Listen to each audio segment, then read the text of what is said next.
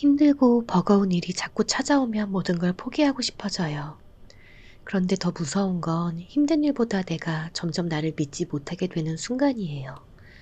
열심히 하는데도 결과가 없거나 더 엉망이 되면 결국 한 가지 결론으로 기울어요. 나는 원래 이런 사람인가 보다.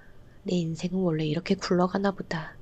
이 마음으로부터 펼쳐진 삶은 난이도가 급상승해요. 문제도 문제지만 내가 나를 다루는 방향을 잃어버려서 그래요. 삶이 너무 힘들다는 건 보통 사건의 크기를 떠올리게 해요. 돈, 관계, 건강, 일, 가족, 미래의 문제들이 한꺼번에 몰려오는 느낌이요. 그런데 실제로는 사건보다 더 크게 사람을 소모시키는 게 있어요. 반응이 자동으로 튀어나오는 상태예요. 뭔가를 보자마자, 듣자마자, 떠오르자마자 내 의지와 상관없이 걱정, 비교, 자기 비난, 과잉 해석이 즉시 실행되는 상태예요. 이 자동 반응이 무서운 이유는 간단해요. 상황을 바꾸기 전에 내 에너지를 먼저 다 써버리기 때문이에요. 반응을 통제할 수 있으면 같은 현실에서도 삶의 난이도가 더 내려가요. 이게 오늘의 핵심이에요. 선택이라고 하면 대부분 인생을 완전히 바꾸는 결단을 생각해요. 하지만 실제 선택은 훨씬 작고 현실적이에요. 그리고 이 선택은 자극과 반응 사이에 아주 짧은 틈을 만드는 것이 필요해요. 비유를 하나 할게요. 자동 기어로 운전하면 편하지만 미끄러운 길에서는 위험해요. 그럴 땐 아주 잠깐이라도 수동으로 전환해서 엔진 브레이크를 쓰고 속도를 줄여야 해요. 인생도 비슷해요. 평소엔 자동 모드로 굴러가도 되지만 힘든 삶의 구간에서는 수동으로 전환하는 기술이 필요해요. 그리고 이건 타고난 성격이 아니라 훈련이에요. 습관은 바꿀 수 있어요. 힘들 때 사람은 본능적으로 원인을 찾고 의미를 붙이고 해결책을 쥐어짜요. 그런데 멈추지 않은 상태에서 분석하면 분석이 아니라 자기 공격이 되기 쉬워요. 이때 딱 10초만 멈춰보세요. 첫째, 몸을 먼저 멈춰요. 어깨를 내리고 턱을 풀어요. 숨을 길게 내쉬어요. 왜 몸부터냐면 우리 뇌는 몸의 상태를 읽거든요. 어깨가 올라가 있고 턱에 힘이 들어가 있으면 뇌는 지금 위험하다고 판단해요. 둘째, 이름을 붙여요. 지금 내 상태를 한 단어로 붙여요. 불안, 억울, 수치, 분노, 지침, 공허 같은 이름을 붙이는 순간 감정과 나 사이에 거리가 생겨요. 근데 착각하기 쉬운 게 있어요. 이름을 붙인다는 건 감정을 억누르는 게 아니에요. 오히려 제대로 느끼는 거예요. 불안하면 불안한 거예요. 화나면 화난 거예요. 억울하면 억울한 거예요. 감정을 억누르면 사라지지 않아요. 몸 어딘가에 쌓여요. 그러다가 예상치 못한 순간에 폭발하죠. 근데 이름을 붙여서 제대로 느끼면 감정이 흘러가요. 그리고 감정과 나 사이에 공간이 생겨요. 그 공간이 생기면 선택할 수 있어요.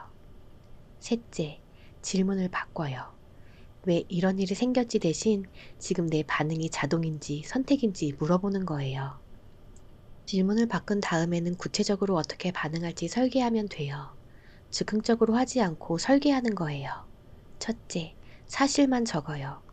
머릿속 해석을 빼고 관찰 가능한 사실만 말해요. 예를 들어 통장 잔고를 봤는데 예상보다 적었어요. 이럴 때 우리는 보통 나는 돈 관리도 못하는 사람이야. 나는 평생 이렇게 쪼들리며 살 거야. 이렇게 가기 쉽거든요. 근데 사실만 적으면 이렇게 돼요. 이번 달 지출이 계획보다 15만 원 많았어. 통장 잔고가 예상보다 적어. 이게 사실이에요. 둘째, 해석을 후보로 내려놔요. 우리는 보통 해석을 확정해요. 근데 여기서는 확정이 아니라 후보로만 두는 거예요. 가능한 해석을 3개만 나열해요. 이번 달에 예상 못한 지출이 있었을 수도 있어. 평소보다 스트레스가 많아서 소비가 늘었을 수도 있어. 아니면 내가 예산을 너무 빡빡하게 짰을 수도 있어. 셋째, 실천할 수 있는 쉬운 행동을 정해요. 삶의 고난이도 구간에서는 에너지가 바닥이거든요. 그래서 힘이 많이 들어가는 이번 달 전체 가계부를 다시 쓰기가 아니라 오늘 지출 영수증 하나만 확인하기로 재정 계획 전체를 다시 세우기가 아니라 내일 커피 한 잔 줄여보기를 하는 거예요. 이 정도가 쉽게 느껴진다면 다음에 목표를 약간만 더 높여 잡아보세요. 이 목표도 어렵게 느껴진다면 다음엔 살짝 낮추고 실천하며 작은 성공 경험을 하나씩 쌓아가요. 의지로 버티는 방식은 삶에 지친 상태에서는 오래 못 가요. 그 이유는 간단해요. 뇌는 의지보다 먼저 안전을 찾거든요. 지금 힘든 상태라는 건 뇌 입장에서는 세상을 알 수 없다는 뜻이에요. 언제 무슨 일이 터질지 모르겠고, 아무리 애써도 결과가 뒤집히고 계획이 자꾸 깨지는 상태예요. 이 상태에서 뇌는 계속 경계 모드로 있어요. 에너지를 아끼지 않고 계속 써요. 그래서 이 시기에는 뇌에게 이 정도는 내가 알 수 있다는 신호를 주는 환경을 만들어주면 돼요. 첫째, 쉬는 시간은 선택이 아니라 고정이에요. 예를 들어 밤 10시 이후에는 특정 앱이 자동으로 잠기게 설정하는 거예요. 유튜브, 인스타, 커뮤니티 같은 거요. 처음 며칠간은 진짜 불안할 수도 있죠. 하지만 시간이 지나면 폰 잡는 횟수 자체가 줄어들어요. 밤 10시가 되면 나는 쉰다는 게 정해지면 뇌는 안정을 느껴요.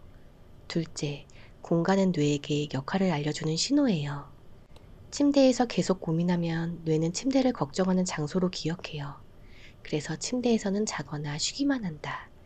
일이나 고민은 다른 자리에서 한다. 이렇게만 해도 뇌는 이 공간에 오면 긴장을 풀어도 된다고 느껴요. 셋째, 루틴은 시간이 아니라 순서예요. 몇 시 몇 분에 뭘 하겠다고 잡으면 금방 깨져요. 대신 일어나면 첫 번째로 물 마시기, 집에 오면 가방 내려놓고 어깨 풀기, 이렇게 정해놓은 순서가 반복되면 뇌는 편안해져요. 이 방법들을 쓴다고 해서 고통이 안 오는 건 아니에요. 힘든 일은 여전히 생겨요. 근데 달라지는 게 있어요. 예를 들면 힘들게 설악산을 올라요. 겨우 내려왔다 싶으면 이번에는 히말라야 산맥이 나와요. 매번 정신없이 올랐다 내려왔다 반복하는 거예요. 그러니까 녹초가 되는 거예요.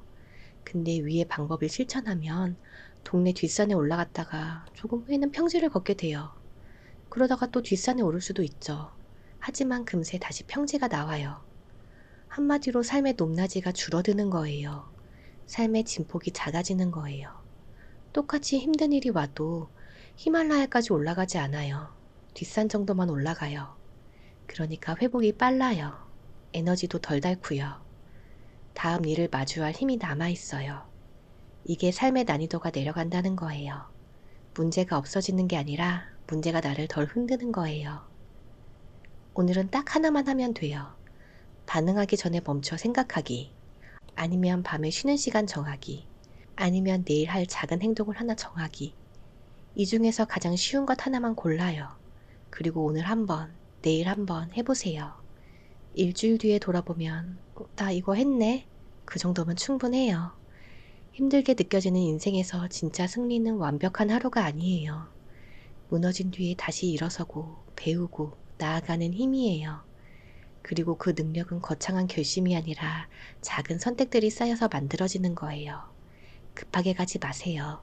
천천히 가되 멈추지만 않으면 돼요. 그러다 보면 어느 순간 삶의 높낮이가 줄어있을 거예요.